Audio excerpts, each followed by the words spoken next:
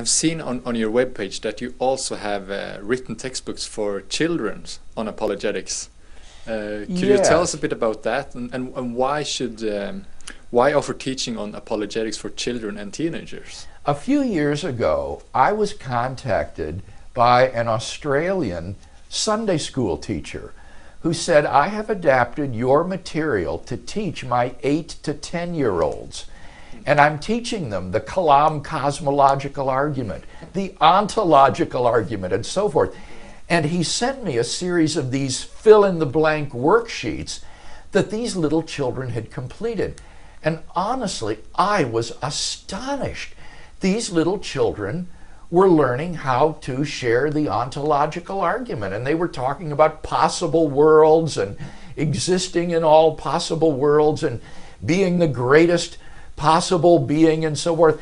I was just flabbergasted. And so I looked through these worksheets that Joseph Tang, that's his name, had sent me, and I said, Joseph, this is great material. We need to publish this.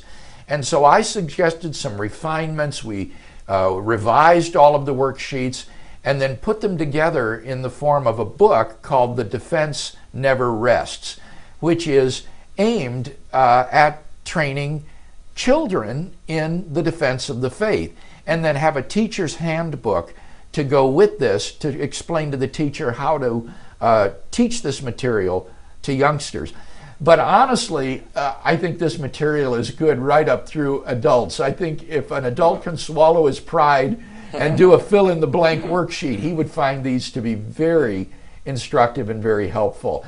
And the reason that Joseph did this, and the reason I'm excited about it, is because very early in our public education, children and young teens will confront objections to Christian faith and questions about how do you know God exists? What's the evidence for this? And if we can get there first with good evidence for God's existence and for the historicity of Jesus and his resurrection, we will help to protect these children from the attacks of unbelief and atheism that they will inevitably encounter as they grow older.